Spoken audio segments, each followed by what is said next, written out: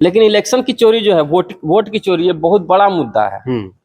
जब आप हम लोग असल मायने में जो है ये वोट देने के मामले में ही बराबर होते हैं।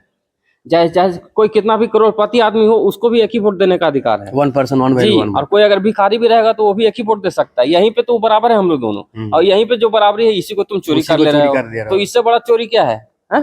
तुम यानी कि फर्जी प्रधानमंत्री बना हो। तुम यहाँ पे जो जितने जीते हुए सब सांसद फर्जी सांसद बने हुए, तो रद्द करो ऐसी व्यवस्था को, यानी लोकतंत्र तुम खत्म कर रहे हो। जय हिंद दोस्तों, वंदे मातरम। आप देख रहे हैं मगध दस्तक। मैं हूं पवन पुरवैया। अभी मेरे साथ मेरे प्रिय साथी मनमेंद्र प्रियदर्शी जी हैं, जो महाबोधि टाइम्स के संपादक हैं। तो भाई, आप लोग को पता है कि राहुल गांधी के प्रेस कॉन्फ्रेंस के बाद पूरे सोशल मीडिया पर एक ही चीज चर्चा चल रहा है कि वोट चोरी का। तो वोट चोरी के बारे में अभी हम अपने प्रिय साथी से चर्चा करेंगे कि कर्नाटक के महादेवपुरा में एक असेंबली में 1 लाख वोटों की चोरी हुई थी। वो राहुल गांधी जी प्रेस कॉन्फ्रेंस करके खुलासा किए थे। और बिहार में अभी SIR का मुद्दा चल रहा है, तो उस मुद्दे पर लेकर भी हम चर्चा करेंगे। सबसे पहले सर, आपका स्वागत है।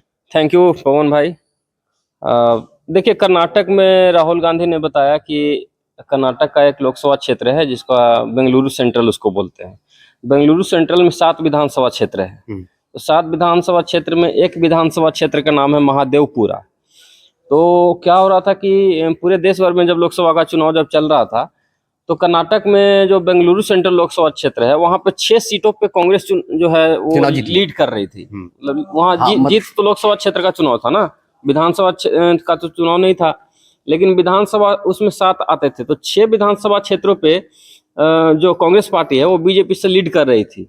लेकिन एक विधानसभा क्षेत्र जिसका नाम है महादेवपुरा, वहां पे कांग्रेस पार्टी को 1,14,000 वोटों से हरा दिया गया, समझे, बीजेपी के द्वारा। तो राहुल गांधी को डाउट हुआ कि ये ऐसा नहीं हो सकता है। तो उन्होंने इलेक्शन कमीशन से इलेक्ट्रॉनिक डेटा मांगा। इलेक्ट्रॉनिक या डिजिटल डेटा उसको बोल सकते हैं, जिसको इलेक्ट्रॉनिक मशीन रीडेबल डेटा बोलते हैं उसको। तो मशीन रीडेबल डेटा जो इलेक्शन कमीशन के पास होता है, जैसे हम लोग इसमें क्या बोलते हैं, जो हम लोग ईवीएम में जो वोट देते हैं, तो ईवीएम में कैसे तुरंत दबाते हैं तो पता चल जाता है कि कितना बूथ कितना है, 2 मिनट में पता चल जाता है। तो उसी तरीके से इलेक्ट्रॉनिक रीडेबल डेटा मांग रहे थे ECI से, इलेक्शन कमीशन से। तो इलेक्शन कमीशन ने इलेक्ट्रॉनिक रीडेबल डेटा देने से मना कर दिया, और इनको दिया क्या, हार्ड कॉपी दिया।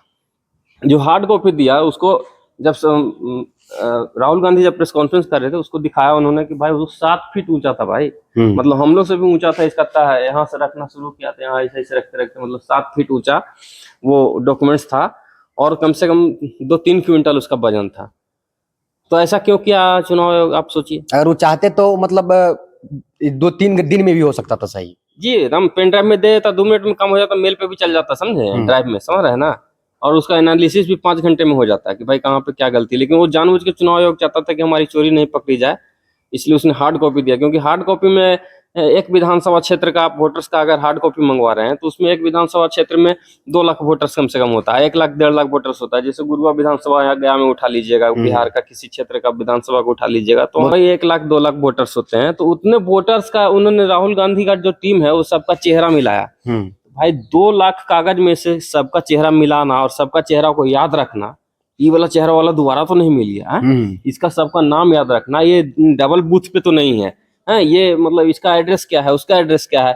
तो इतनी सारी चीजों को एनालिसिस करने में 6 महीने का समय लगा। और 6 महीने का समय ऐसा नहीं कि किसी एक बंदे ने कर दिया, पूरी टीम मिल करके किया होगा, पूरा कंसल्टेंसी करता है। तो लेकिन राहुल गांधी ने फाइनली भाई चोरी पकड़ लिया। और चोरी में उन्होंने बताया कि भाई वहां पे 5 तरीके से वोट की चोरी हुई। हाँ, 5 तरीके से वोट की चोरी हुई। तो हम थोड़ा आपको डेटा देख करके बता देते हैं। डुप्लीकेट वोटर्स जो है उसमें 11,965 निकले। Fake and invalid address 40,000। Duplicate voters मतलब एक वोटर जो है 2-2 बार वोट कर रहा है, समझ रहे हैं।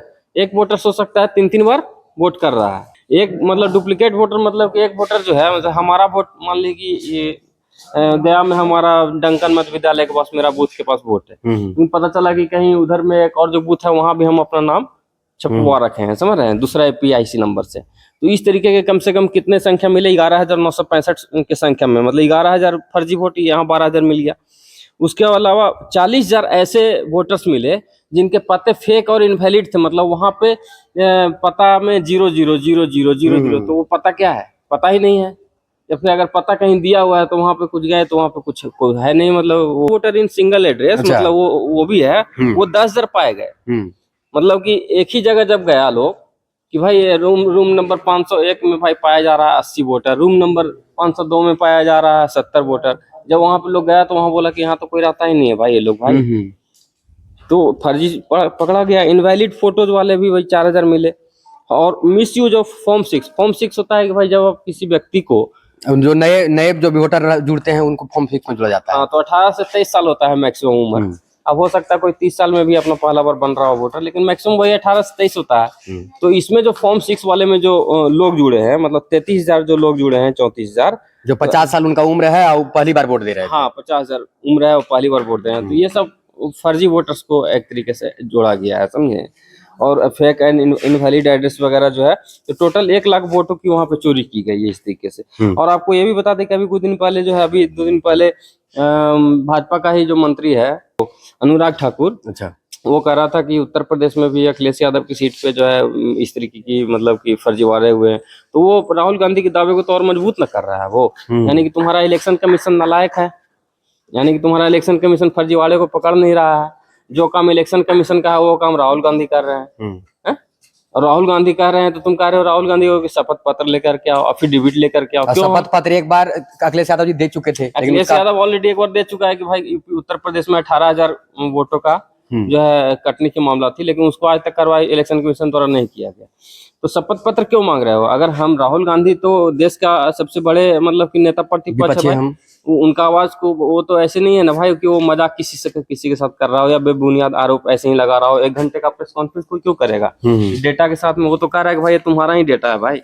वो अपने से डेटा कहीं से लेकर के नहीं ना आया, कागज उठा करके नहीं ना लेके आया है, इसी ही डेटा दिया उसको, इलेक्शन कमीशन ही डेटा दिया है। तो इलेक्शन कमीशन के डेटा के आधार पर ही ना बताया कि 1 लाख वोटों की चोरी हुई है। तो तुम्हारे पास तो मशीन रीडेबल डेटा है ना, तुम तो हमको मशीन रीडेबल नहीं दिए, तुम तो कागज के रूप में दिया ताकि हमको 6 महीना 1 साल लग जाए चोरी पकड़ने में। तो तुम हमको बता दो ना कि भाई हम गलत बोल रहे हैं। तुम तो 10 मिनट में बता सकते हो, 2 घंटे में बता सकते हो। तो तुम क्यों नहीं बता रहा प्रेस कॉन्फ्रेंस करके कि भाई राहुल गांधी झूठ बोल रहा है?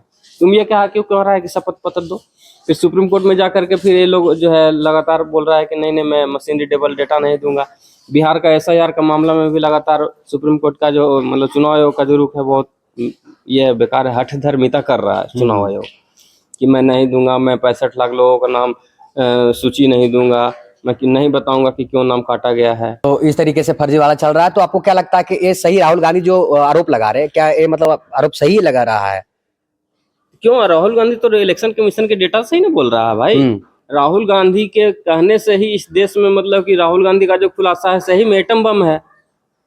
वो तभी तो मिर्ची लोगों को लग रही है। आखिर इलेक्शन कमीशन को तो खुद ही सामने आकर के बोलना चाहिए ना कि राहुल गांधी गलत बोल रहे हैं, जो ये डेटा वो गलत प्रेस कॉन्फ्रेंस कर देना चाहिए था उनको तो खुद साबित करना चाहिए। वो जब खुद राहुल गांधी कह रहा है कि तुम्हारे ही कागज से मैं बोल रहा हूँ, तो तुम्हारे पास भी तो कागज है, तुम भी बता दो। तुम्हारे पास तो इलेक्ट्रॉनिक डिजिटल कागज है ना, इलेक्ट्रॉनिक डिजिटल डेटा है। तो तुम तो 2 मिनट में भी बता सकते हो कि राहुल गांधी जो बोल रहे हैं वो गलत बोल रहे हैं। तो तुम्हारा जो है पक्ष भाजपा वाले रख रहे हैं कि आदित्य श्रीवास्तव जो है वो फर्जी नहीं है, उसका यहाँ घर था तो यहाँ से मुंबई चला गया था, तो मुंबई से कर्नाटक आ गया था। तो इस तरीके से आप वो एक आदमी को उठा करके जबरदस्ती, अभी भाजपा का जो है बिहार का जो आदमी है गुजरात वाला, वो बिहार में अभी वोटर ID बनवाया है।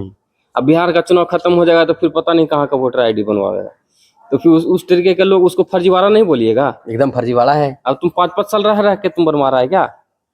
और क्यों ऐसा बनवा रहे हो? मतलब इतना तुम तुरंत तुम्हारे वोट का मतलब इतना ज्यादा महत्व है कि मतलब जिस राज्य में इलेक्शन रहता है उस राज्य के तुम वोटर बन जाते हो। ऐसा कभी होता है? बिहार में अभी बिहार में इलेक्शन है तो बिहार का बन जाओगे, गुजरात का है तो गुजरात में चल जाओगे, बनवा लोगे। ऐसा कभी होता है? जैसे हम लोग बिहारी हैं तो हमारा बिहारी है, हम लोग गया में हमारा वोट है, या फिर मान लिया हम लोग किसी गांव में है वहाँ हम लोग का वोट है, तो हम लोग इतना नहीं तेज मतलब तेजू खान नहीं बन रहे हैं कि भाई इलेक्शन मुंबई में इलेक्शन है तो वहां जाके वोट दे दे रहे हैं झारखंड में इलेक्शन है तो वहां भी जाकर के दे दे रहे हैं।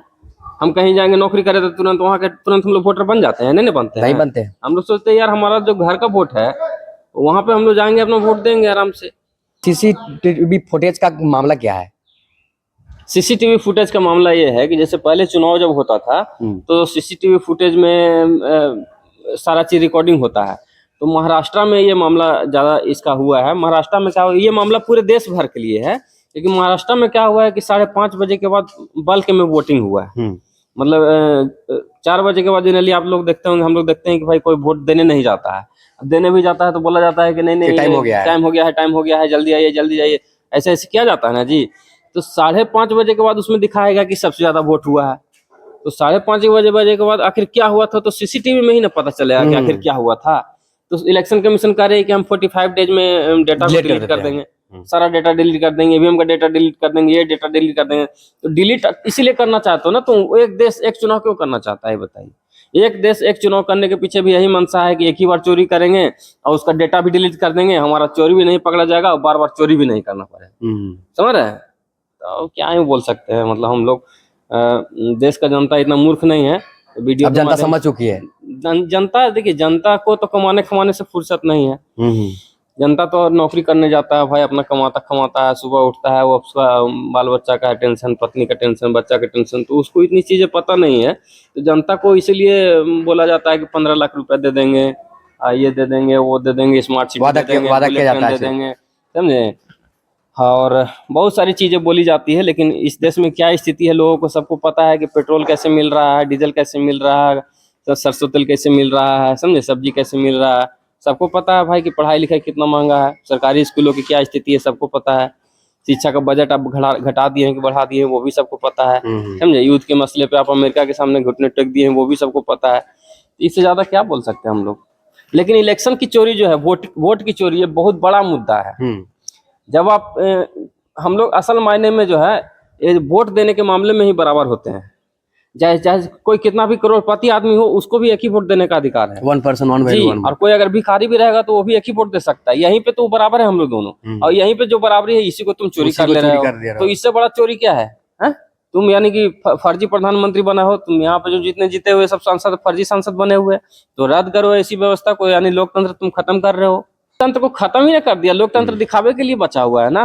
जिस दिन चाहेगा उस दिन यहाँ पे खत्म हो जाएगा, पूरा देश खत्म हो जाएगा। देश को जिस तरीके से मतलब नफरत के बाजार में ढकेला जा रहा है कि मुसलमान है तो ये है, तो जात का नफरत, धर्म का नफरत है।